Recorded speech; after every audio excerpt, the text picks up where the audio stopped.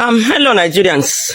My attention has been drawn on a young Hausa Muslim lady. I don't know her name, and I think she is so excited about Nigerian history. And I'm not going to condemn her because she's too young for the information she's giving out. So it's obvious that she was brainwashed, she was lied to. So I'm here to address her and then give her the real history. A young woman like her should be towing that path. But since she has some false informations, I'm here to educate her. Now, she specifically said Igbos are troublesome. Igbos are the ones trying to divide Nigeria and the rest of it. Now, my young lady, it was Igbos that work for the unity of Nigeria. In fact, Igbos played a strong part in the amalgamation. Dr. Nnamdi Azikiwe spearheaded it. Even the Yoruba did not just like it. Hausas did not. It took Zik a lot of, time to convince the Hausas on this Nigerian nation. And then, for those of you who are saying Igbos are domineering, Igbos are greedy, Zik ceded the prime minister to Tafawa Balewa and accepted to be just a ceremonial president. So it shows the quality of Igbos. The rebellious one was Awolowo, who contested for the Senate and did not win. So he became rebellious from then on. Now, what actually caused the war, my young lady, is Awolowo that caused that war, because he was so restless when he couldn't win the Senate, and when there was an election in the southwestern region, I think Zik won and he rebelled. Do you know that Awolowo was the first person to go to prison for treason in this country? Not an Igbo man. It was a Yoruba man, the first person to go to prison for treason. And he was in that treason and coerced his own people to carry out coup so that he can come out. And some young Yoruba soldiers convinced Igbo soldiers. And of course, in their way and manner, they deceived Chukwumanzogu to lead that coup, which he did. And then that coup was actually to release Awolowo from prison and make him president so that we can have peace. But eventually it was foiled. And now who foiled the coup? Two Igbo men, Ojukwu and Agui Ironsi. Now, if they are so desperate, Agui Ironsi would have supported the coup and become president, and possibly kill all the northern high officers. So for you to know, my young lady, you are not well informed. And that is why they refuse to teach you history in school. And that is why I'm not angry with you, because you are not informed, because they have built this country on propaganda and lies. And they have fed Hausa youths and Yoruba youths with propaganda and lies that cause the resentment over a tribe, the most peaceful, a tribe that has held this country together, if you ask me. Okay, now, after the coup was failed and Agui Ironsi took over, some northern young militaries also did a counter coup and killed Agui Ironsi, and over how many Igbo generals, Igbo soldiers, these informations were killed. The only person we hear they kill is Agui Ironsi. We didn't get to hear the remaining soldiers of Igbo extraction that were killed. These things were buried. Now, after killing Agui Ironsi, which Gowon also helped to plan, you can see, so he took over government. And as if that was not enough, they went on rampage on the streets to kill innocent Southeasterners and Midwest. Now, when we talk about Igbo, I hope the rest of Nigerians understand who the Igbos are. The Igbos then, from Nigerian own perception, is the Southeast and Midwest. These are people that were termed Igbo. So, and they were the people that were killed during that genocide. And now we are beginning with what is going on now. We are beginning to know that that genocide wasn't actually genocide. It was actually a continuation of jihad, because that killing ought not to have happened. And now let me educate you that during that genocide, do you know, my young lady, that pregnant women's stomach were ripped off? They can't even kill the pregnant woman and let the unborn child die peacefully. They rip off the stomach of pregnant women and kill the unborn child and kill the mother. The woman, the pregnant woman will be alive. They will use knife. She'll be looking at them. They will use knife and open her stomach, bring out the unborn child. So the woman will see her unborn child, see her intestines, and then they will kill the child before the mother and then kill the mother. These are the things that were done in your land. They won't tell you this. Do you know that during the genocide, the Islamic extremists will gag the eyes of Igbos out, people out, and give it to them to chew. That happened in this your country. Then after chewing it, they will still kill them. Some of them, their ears were cut off and they given to them to chew. And after chewing it, and they will be killed. So, do you know that over 30,000 Igbos were killed in the north? 30,000, when I mean Igbos, both Midwest and the Southeast were killed. And corpses were transported to the Southeast region with trucks load. And you believe that people that will witness this will still want to be together with you. Put yourself in their shoes. I bring to you a message of truth and freedom, for it is only the truth that can set us free from the bondages of war and propaganda, which we confuse as history. My name is Colonel Emmanuel Mora Mwobosi. I am 80 years old. It is time to be bold. I am too old to lie. I am not afraid to die. It is time to tell you why we had to try. I am the last of the original coup plotters of January 15, 1966 with Major Chukwuma Kaduna Nzogu. I knew Nzogu well. We went to school together. We trained together. We trained at Sandhurst Military Academy, UK. We lived together. Nzogu was our first head of military intelligence and uncovered terrible plans to wreak havoc across the country. We organized a group of progressive military officers to carry out a coup on 15 January 1966 to stop a jihad and bring sanity to Nigeria, steeped in nepotism, corruption, and mass murders. The government of Tafawa Balewa, controlled by the premier of northern Nigeria, Ahmadu Bello, were using us in the army to repress the Middle Belt and Western Nigeria. Houses and cars were burnt. Thousands were killed. There were 9 of us that planned the January 15th revolution. Majors Nzogu, Anuforo, Ifajuna, Ademoyega, Chukwuka, Okafor, Onwachogwu, and Obienu, and myself. However, 4 of us started it, Major Ifajuna and Major Ademoyega in the south, and Major Nzogu and myself in the north. We then united as a single revolution. I am the last of the 4 original revolutionaries. None published the complete truth.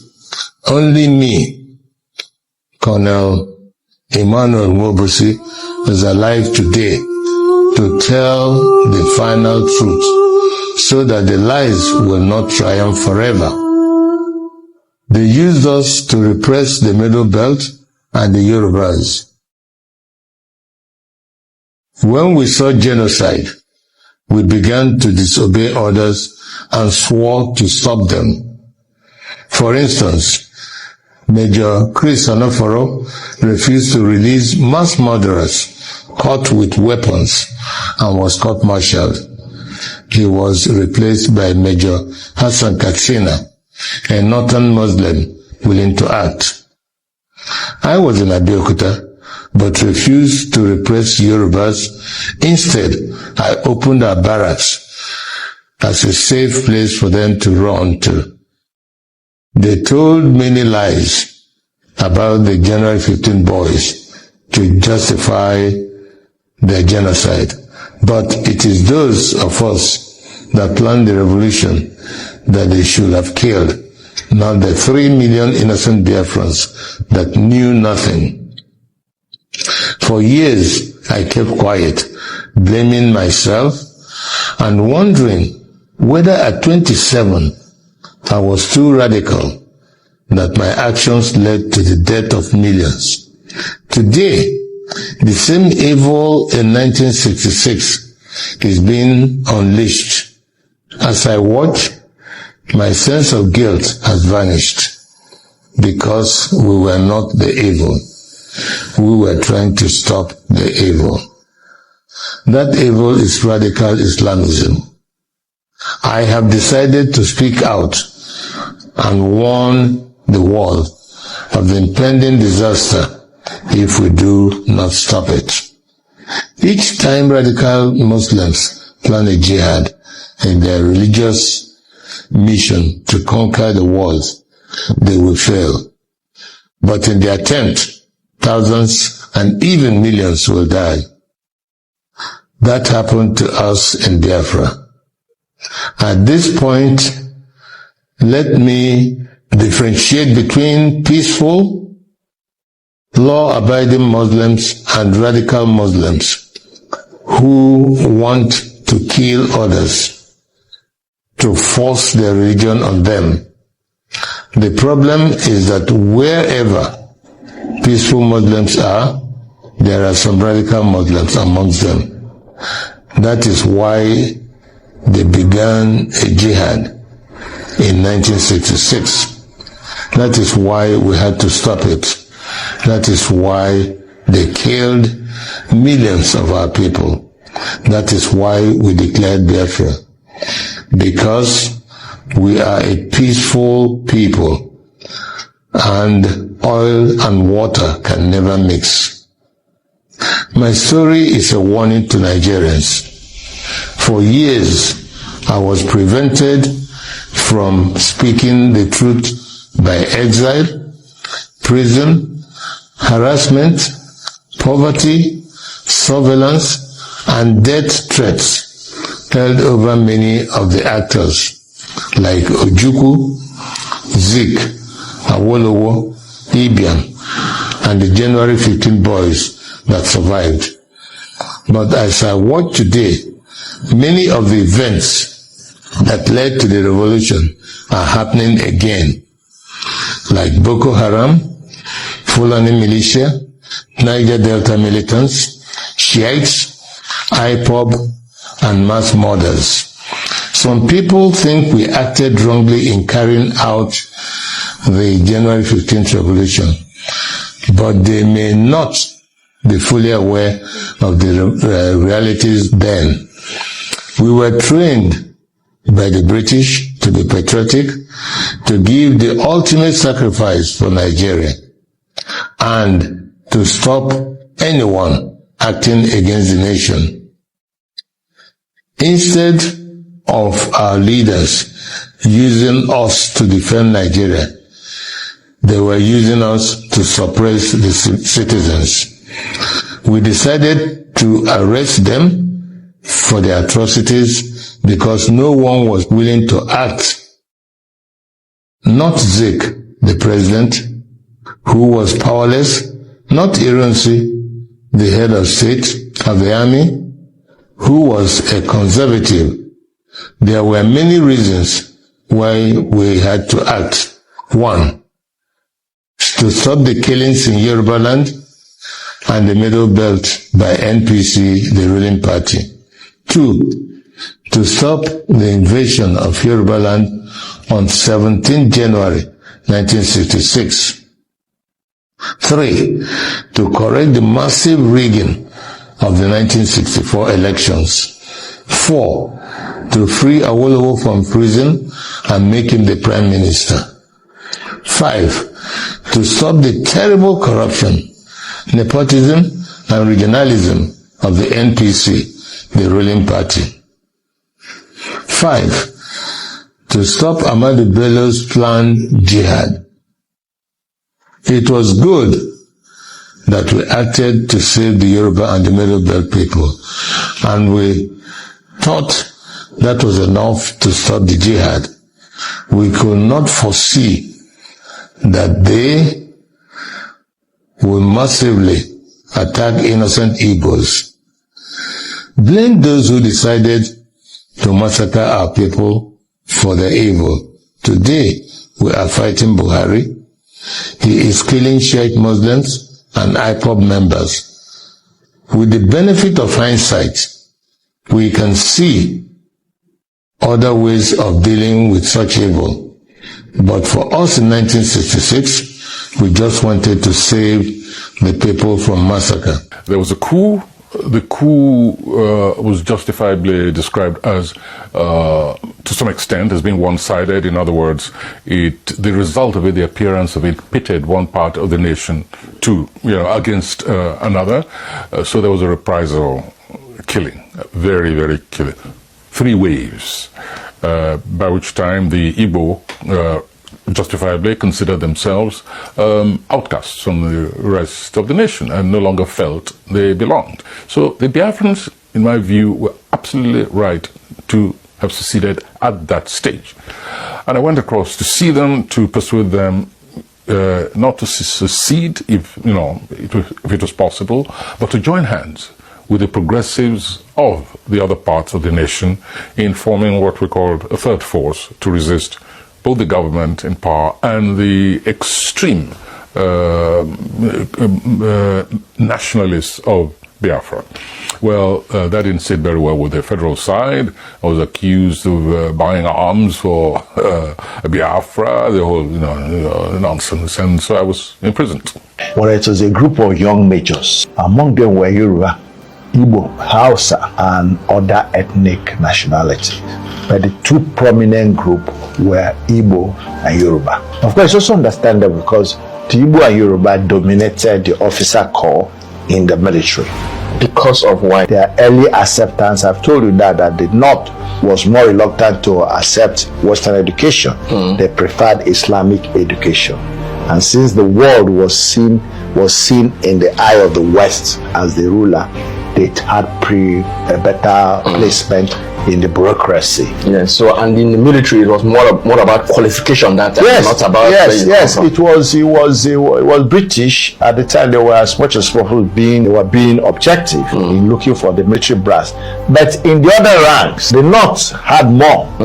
Yes, the other ranks, the officer cadre had more of those more educated. But the other ranks, the North was more because the level to be admitted was lower. They had more people who were willing to join than people from the South, because the South also, they had their education, businesses and entrepreneurship, and they were in the bureaucracy and commanding heights of the economy and the bureaucracy. So the more educationally oriented, but because of the way the North was structured, it was easier for people to enter the army and the military forces. So there was a higher percentage of northern soldiers, the other ranks, as against the higher percentage of the officer rank from the south. All right. So as I said, the predominant planners were Western and Eastern soldiers. Read the story of Ademoyega and all the people who were in the coup. They will tell you it was a pan-Nigeria coup. However, when it was executed, because they had planned to take over government, kill or remove the premiers, Adubelo, Okpara, and Kintola was premier of the West there. And I think they even planned to kill Zik. But Zik was a wizard, a witch. He left the country before nobody knows what happened, but he left the country, handed over the country to the president of the Senate, who was Orizu, Senator Orizu. So he left the country when the coup happened. So he wasn't there, so they couldn't have gotten him.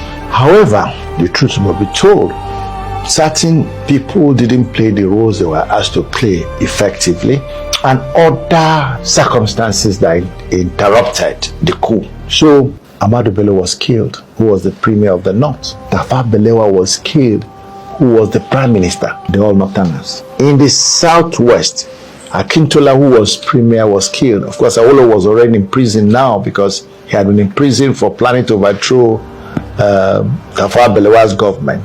The justification is not what I'm about to discuss. You come to the Southwest, even Midwest, Oketiebu, who was the Minister of Finance, was killed. Some Northern Army generals, officers like Mai Malari and a few others were killed. But the East, the governor or the prime minister, the premier then Okpara was not killed. The governor Abia was not killed. when the coup was carried in 1966, even though the truth must be told, it was the same Igbo who countered the coup, who made the coup to fail. It was Ironsi. Not even Ironsi, including Odimegwu Ojukwu, who was commanding the battalion in Kano. He resisted Nzogu. Nzogu was coordinating activities in the north from Kaduna. That was where he was successfully able to kill Ahmadu Bello, and because Ahmadu Bello lived in the north, lived in Kaduna. So when he wanted to connect to Kano, Ojukwu resisted. Ojukwu was commanding the battalion in Kano. So they truncated Nzogu's activity in the north. In the south area, some of the people, especially one man called Major Ifajuna, didn't get his act together. So he missed some of his targets. In the southeast, there was a problem. The American ambassador was visiting the southeast at this time. Okay. And therefore, he was staying with the premier of the southeast in Enugu. So the soldiers couldn't have the infantry to storm the government house to take out Okpara, because it would have been seen as an attack on the American ambassador who was hosting. He could have been wounded, or any of his American could have been wounded, and nobody were willing to take that risk. At least they were not willing, because that could lead to a global affair. And America invading Nigeria. So in all that imponderable, the coup failed. Okay. And the leader of the officer then, who was in Lagos, which was Ironsi, was the at that time chief of staff of the Nigerian army, was now invited by this president of the Senate, Rizu, to come and take over the government, because the government was in disarray. Some ministers had been killed, the prime minister had been killed, and there was no coordination, because the coup didn't succeed as it was expected. There was nobody that came out to take. Nzogu made his brokers from Kaduna. There was nobody in Lagos. Ironsi came over and took over as the head of state. Good day to our viewers all over the world, and welcome back to Local Journal. For those ones who are trying to write history and blame the Igbos or lie against the Igbo people, we've listened to everything said in this video, and you can see that everything they did was for the benefit of Nigerians. They saved Nigeria against the plan of the North and what the Northern oligarchs and the Fulani oligarchs wanted to use Nigeria for. The jihad thing never started today. The plan to wage jihad in Nigeria started from the very beginning. And if not for these people who fought against all these plans the northern leaders had then, Nigeria would have been in a different state today, or would have become an Islamic state today. So there's every justification for everything that happened then. And for you to blame anything on the Igbos is to say that you are ungrateful, because they did everything they did right just to ensure that Nigeria wasn't or is not Islamized, or jihad is not waged on Nigeria. This is my opinion. Drop what you think about this in the comment section, and if today is your first time to visit our channel, please kindly like, share and subscribe to our channel.